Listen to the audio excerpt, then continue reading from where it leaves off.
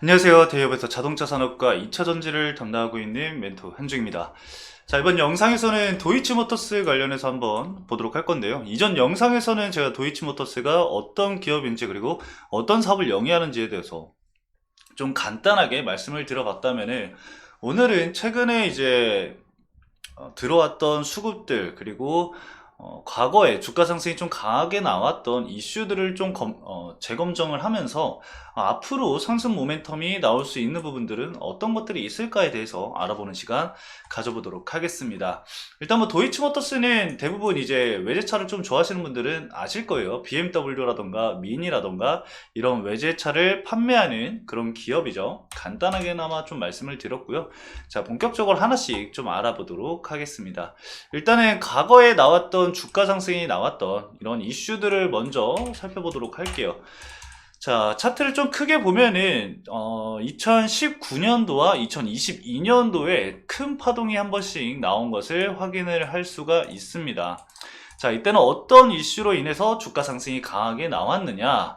자, 일단은 19년도에는 실적 부분이 있습니다.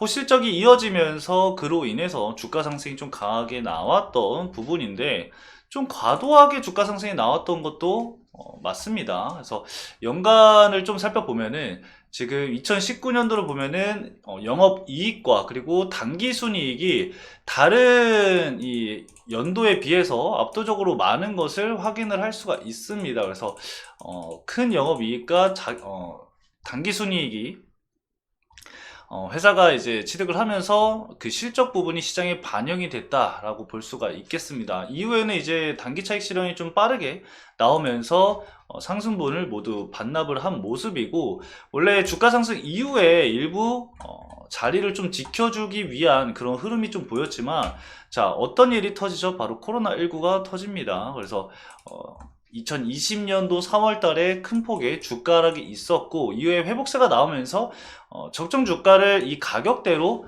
형성을 했었던 것 같아요. 왜냐면은 코로나 이전 가격이기 때문에 과대납폭 이전 가격까지 회복세가 이어졌습니다. 그래서 기존 그 실적 반영이 됐을 때 시장에서 적정 주가라고 판단을 했던 가격대는 7,150원에서 8,700원 사이가 아닐까라고 좀 말씀을 드릴 수가 있을 것 같아요.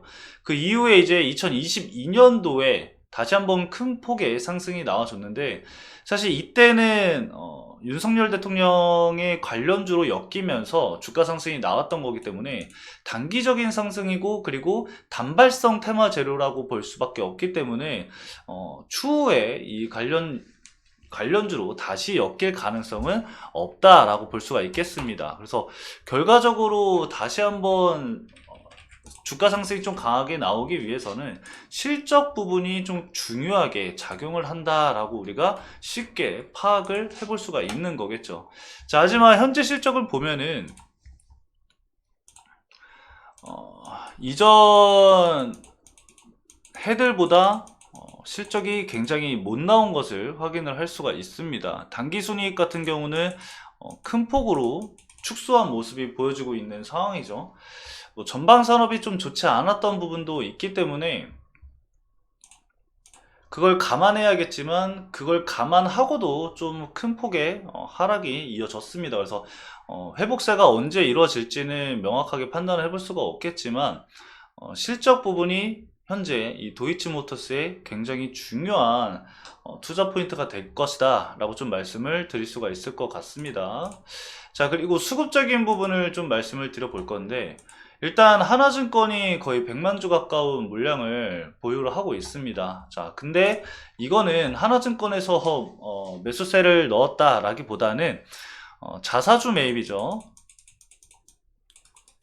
이 도이치모터스에서 자사주 매입을 진행을 했는데 중개를 하나증권을 통해서 진행을 했기 때문에 하나증권에 이렇게 매수세가 많이 찍혀 있는 겁니다. 그래서 저거는 수급이다 라고 보기에는 다소 문제가 좀 있죠. 그래서 자사주 매입은 물론 이 호재로는 적용이 될 수는 있습니다. 그래서 여러분들이 수급을 체크를 하실 때 이런 부분들을 꼭 체크를 해야 된다는 점 말씀을 드릴게요. 그래서 여기 보시면은 매수 위탁증권회사가 하나증권인 것을 확인을 할 수가 있고, 물량은 총 100만 주를 매수를 진행을 했습니다. 금액적인 거는 50억이 넘는 금액이죠. 그래서 이 100만 주 수급은 자사주 매입이다 라고 보시면 될 것 같습니다.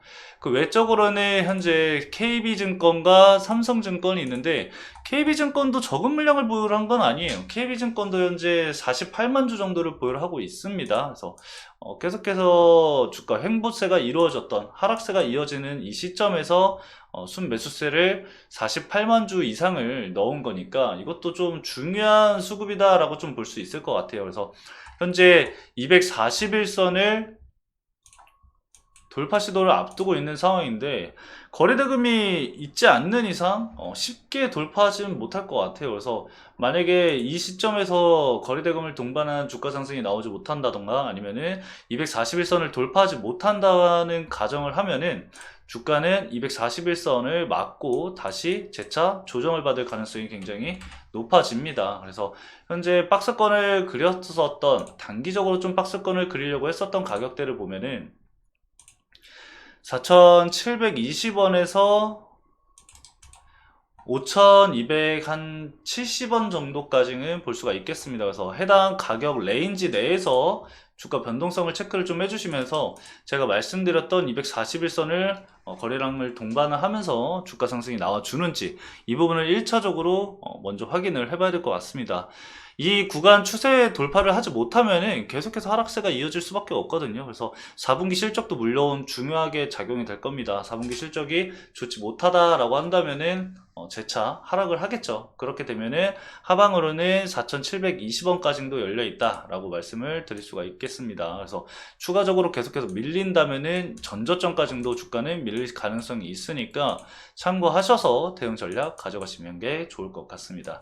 자, 오늘은 간단하게 여기까지 좀 말씀을 들어보도록 하겠습니다. 도이치모터스는 사실 특히나 뭐 이슈가 있는 기업이 아니다 보니까 실적 부분에 좀 많은 것을 걸어볼 수밖에 없습니다. 그래서 실적 외에는 우리가 지켜볼 수 있을 만한 재료가 없으니까 24년도 내에는 실적이 좀 어느 정도 회복이 되는지, 그 부분을 중점적으로 보시면서 전략을 구상해 나가시는 게 좋을 것 같습니다.